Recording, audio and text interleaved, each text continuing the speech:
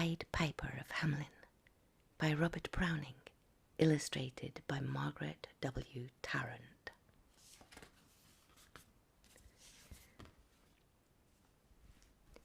Hamelin's town in Brunswick, by famous Hanover City, the river Weser, deep and wide, washes its wall on the southern side, a pleasanter spot you'd never spied.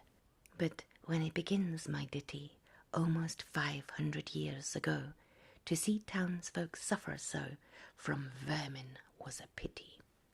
Rats, they fought the dogs and killed the cats, and bit the babies in the cradles, and ate the cheeses out of the vats, and licked the soups upon the cook's own ladles. Spilt open kegs of salted sprats, made nests inside men's Sunday hats, and even spoiled the women's chats by drowning their speaking with shrieking and squeaking in 50 different sharps and flats. At last the people in a body to the town hall came flocking.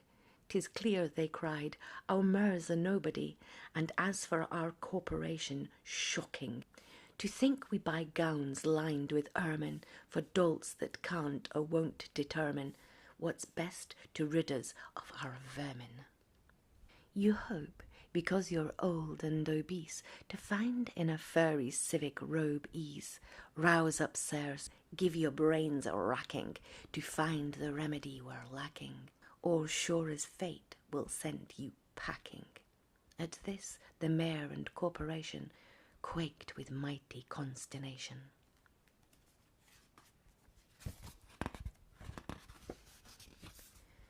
An hour they sate in council. At length the mayor broke silence. For a guilder I'd my ermine gown sell. I wish I were a mile hence. It's easy to bid, one's rack, one's brain. I'm sure my poor head aches again. I've scratched it so, and all in vain. Oh, for a trap, a trap, a trap. Just as he said this, what should hap at the chamber's door but a gentle tap? Bless us, cried the mayor, what's that? With the corporation as he sat, looking little though wondrously fat. Nor brighter was his eye, nor moister than a too long opened oyster, save when at noon his paunch grew mutinous for a plate of turtle green and glutinous. Only a scraping of shoes on the mat, anything like the sound of a rat, makes my heart go pitter-pat. Come in, the mayor cried, looking bigger, and in did come the strangest figure. His queer long coat from heel to head was half of yellow, half of red, and he himself was tall and thin, with sharp blue eyes, each like a pin, and light loose hair, yet swarthy skin, no tuft on cheek, nor beard on chin, but lips where smiles went in and out. There was no guessing his kith and kin, and nobody could enough admire the tall man in his quaint attire. Quoth one, it's my great-grandsire, starting up at the trump of doom's tone. He had walked this way from his painted tombstone. He had walked this way from his painted tombstone. He advanced to the council table, and, please your honours, he said, I'm able, by means of secret charm to draw all creatures living beneath the sun, that creep or swim or fly or run, and me so as you never saw, and I chiefly use my charm on creatures that do people harm, the mole, the toad, the newt and the viper, and people call me the Pied Piper. And here they noticed round his neck a scarf of red and yellow stripe, to match with his coat of the self same check, and at the scarf's end hung a pipe, and his fingers, they noticed, were ever straying. as if impatient to be playing upon this pipe, as low it dangled over his vesture so old-fangled. Yet, he said, poor piper as I am, in Tartary I freed the cham. Last June from his huge swarm of gnats I eased an azure in Nizam, the monstrous blood of vampire bats. And as for what your brain bewilders, if I can rid your town of rats, will you give me 1,000 guilders?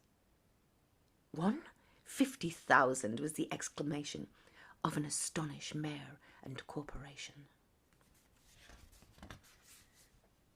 Into the street the piper swept, smiling first, a little smile, as if he knew what magic slept in his quiet pipe the while.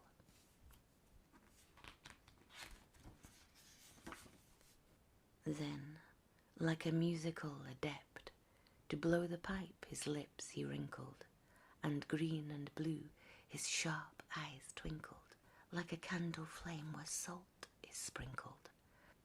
And ere 3 shrill notes the pipe uttered, you heard as if an army muttered, and the mutterings grew to grumblings, and the grumblings grew to a mighty rumbling, and out of the houses the rats came tumbling, great rats, small rats, lean rats, brawny rats, brown rats, black rats, grey rats, tawny rats, grave old plodders, gay young friskers.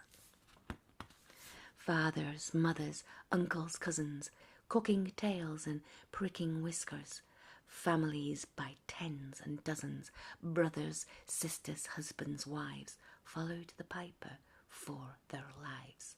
From street to street he piped, advancing, and step for step they followed, dancing, until they came to the river Weser, wherein all plunged and perished, save one, stout as Julius Caesar, swam across and lived to carry, as he the manuscript he cherished. To Ratland home his commentary, which was, at the first shrill notes of the pipe, I heard a sound as of scraping tripe, and putting apples wondrously ripe into a cider press gripe, and a moving away of pickled tub boards, and a leaving a jar of conserve cupboards, and the drawing the corks of train-oiled flasks, and breaking the hoops of butter casks. And it seemed as if a voice, sweeter far than by harp or by psaltery, it breathed, called out, O rats, rejoice! The world is grown to one vast dry psaltery. So munch on, crunch on, take your truncheon, breakfast, supper, dinner, luncheon, and just as the bulky sugar puncheon, already starved, like a great sun shone, glorious, scarce an inch before me, just as methought it said, come bore me, I found the Weser rolling o'er me. You should have heard the Hamelin people ringing the bells till they rocked the steeple. Go, cried the mayor, and get long poles, poke out the nests and block up the holes, consult with carpenters and builders, and leave in our town not even a trace of the rats, when suddenly up the face of the and leave in our town not even a trace of the rats, when suddenly up the face of the piper pecked in the marketplace.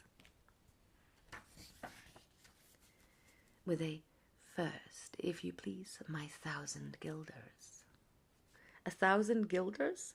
The mayor looked blue, so did the corporation too.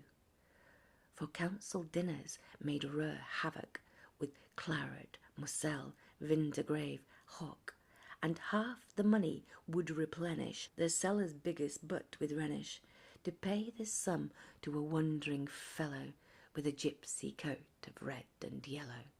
Beside, quoth the Mer, with a knowing wink, our business was done at the river's brink. We saw our eyes the vermin sink, and what dead shall come to life, I think. So, friend, we're not the folk to shrink from the duty of giving you something for a drink, and a matter of money to put in your poke. But as for the guilders of what we spoke, of them, as you very well know, it was a joke. Beside, our losses have made us thrifty. 1,000 guilders, come, take 50.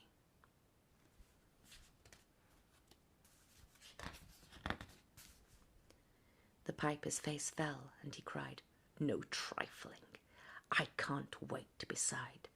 I promised to visit by dinner time Baghdad and accept the prime of the head cook's pottage, all he's rich in, for having left in the caliph's kitchen. Of a nest of scorpions no survivor, with him I provide no bargain driver. With you, don't think I'll bait a stiver. And folks who put me in a passion may find me pipe to another fashion." "How," cried the Mayor, "d'ye think I'll brook being worse treated than a cook, insulted by a lazy ribald, with idle pipe and vesture piebald? You threaten us, fellow, do your worst, blow your pipe there till you burst."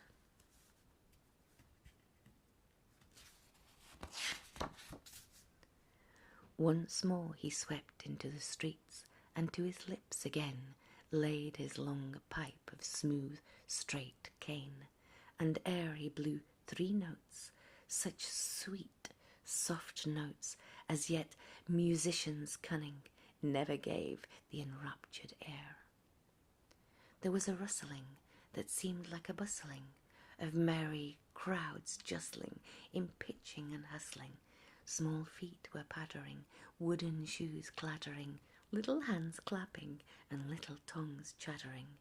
And like fowls in a farmyard when barley is scattering, out came the children running, all the little boys and girls, with rosy cheeks and flaxen curls, and sparkling eyes and teeth like pearls.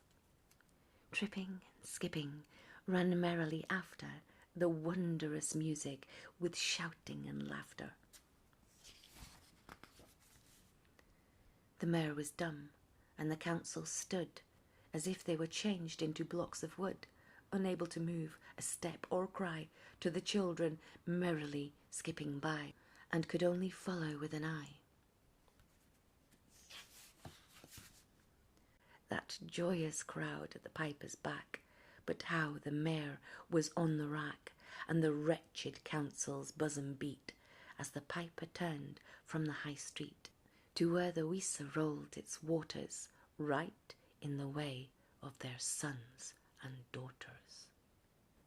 However, he turned from south to west, and to Koppelberg Hill his steps addressed, and after him the children pressed. Great was the joy in every breast. He never can cross that mighty top. He's forced to let the piping drop, and we shall see our children stop. And lo, as they reach the mountain side, a wondrous portal open wide, as if a cavern was suddenly hollowed, and the piper advanced, and the children followed. And when all were in their very last, the door in the mountain side shut fast.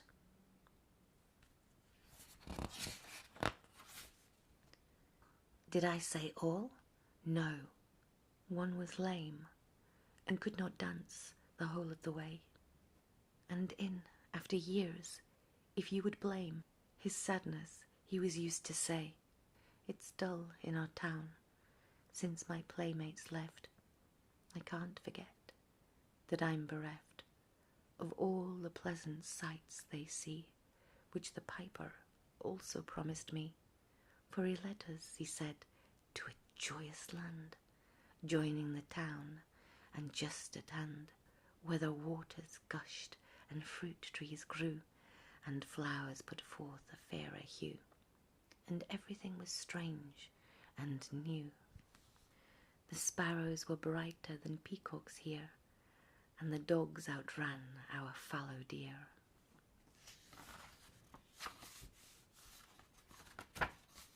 And honeybees had lost their stings, and horses were born with eagle's wings. And just as I became assured my lame foot would be speedily cured, the music stopped, and I stood still, and found myself outside the hill, left alone against my will, to go now limping as before, and never hear of that country more. Alas, alas for Hamelin, there came into many a burgess paid, a text which says that heaven's gate opes to the rich at an easy rate. As the needle's eye takes a camel in, the mare sent east, west, north and south to offer the piper by word of mouth, wherever it was men's lot to find him. Silver and gold to his heart's content, if he'd only return the way he'd went, and bring the children behind him. But when they saw 'twas a lost endeavour, and piper and dancers were gone for ever, they made a decree that lawyers never should think their records dated duly, if, after the day of the month and year, these words do not as well appear, and so long as what happened here on the 22nd of July, 1376, and the better in memory to fix the place of the children's last retreat, they call it the Pied Piper's Street, where anyone playing on pipe or tabor was sure for the future to lose his labour, nor suffer their hostelry or tavern to shock with mirth a street so solemn. But opposite the place of the cavern they wrote the story on a column, and on the great church window painted the same to make the world acquainted, how their children were stolen away, and there it stands to this very day. And I must not omit to say that in Transylvania there's a tribe of alien people that ascribe the outlandish ways and dress on which their neighbours lay such stress, to their fathers and the mothers having risen out of some subterraneous prison into which they were trepanned long ago in a mighty band, out of Hamelin town in Brunswick land, but how or why they don't understand. So whiley let you and me, wipers, of scores out with all men, especially pipers, and whether they pipers free from rats or from mice, if we've promised them aught, let us keep our promise.